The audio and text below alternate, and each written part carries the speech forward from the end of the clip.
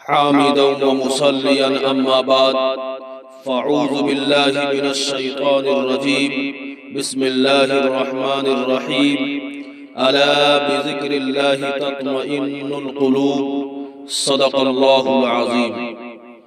دوستو اور بزرگوں اور ساتھیوں، اللہ تعالی اپنے بندوں کو پکار کر فرماتے ہیں، میرے بندے تو نے دولت کے انبار لگائے مگر تجھے سکون نہ مل سکا، تو نے فحاشی عریانی بدکاری کی انتہا کر دی مگر تجھے سکون نہ مل سکا، تو نے ساغر اور مینا، شراب، ہیروئن، چرس اور بھنگ کا استعمال کر کے دیکھا مگر تجھے سکون نہ مل سکا، تو نے نت نئے فیشن اختیار کیے مگر تجھے سکون نہ مل سکا۔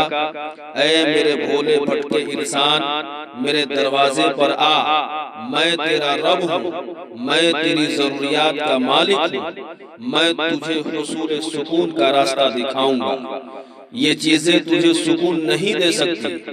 اے ظالم اور جاہل انسان، تو بھی کتنا پگلا ہے، انگاروں پر بیٹھا ہے اور چاہتا ہے کہ مجھے ٹھنڈک نصیب ہو، گندگی کے ڈھیر پر بیٹھ کر چاہتا ہے کہ تجھے خوشبو کے دل نواز جھونکے آئے، کانٹوں پر بستر بچھایا ہے اور چاہتا ہے کہ چبھن نہ ہو، تیل چھڑک کر تیلی جلاتا ہے اور چاہتا ہے کہ آگ بھی نہ جلے، اپنے خالق و مالک کو بھلا رکھا ہے اور چاہتا ہے کہ مجھے پریشانیاں بھی نہ آئیں۔ او میرے پاگل بندے، تجھے سیم و زر کی چھنا چھن سکون دے سکتی ہے، نہ تخت و تاج تیرے دل کے اضطراب کو دور کر سکتا ہے، نہ رقص و سرور اور میوزک تیرے قلبی بیماریوں کا علاج ہے، نہ زناکاری اور فحاشی تجھے مطمئن رکھ سکتی ہے۔ اگر تجھے سکون ملے گا تو میری چھاؤں میں ملے گا، میرے ذکر کی خوشبو سے ملے گا۔ الا بذکر اللہ تطمئن القلوب، تمہیں دل کا سکون اور سچی خوشی اللہ کے ذکر کے بغیر کبھی حاصل نہیں ہو سکتی۔ جب تک گناہوں کو نہیں چھوڑو گے تمہاری پریشانیاں کبھی دور نہیں ہوگی۔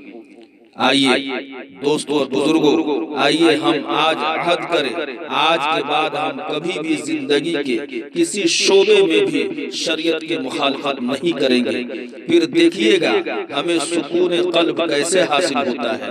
ہمارا گھر جنت کا نقشہ پیش کرے گا، ہمیں روکھی سوکھی روٹی میں وہ لذت نصیب ہوگی جو عمرہ کے مرغن غذاؤں میں نصیب نہیں ہوتی، ہمیں گھاس پھوس کے بستر پر ایسی نیند آئے گی جو اللہ کے باغیوں کو ریشم کے بستر پر نہیں آتی۔ اس لیے دوستو اور بزرگوں، اللہ تعالیٰ سے دعا کیجیے کہ اللہ تعالیٰ ہم سب کو اپنے ذکر سے دل کو مطمئن اور سکون عطا فرمائے۔ آمین۔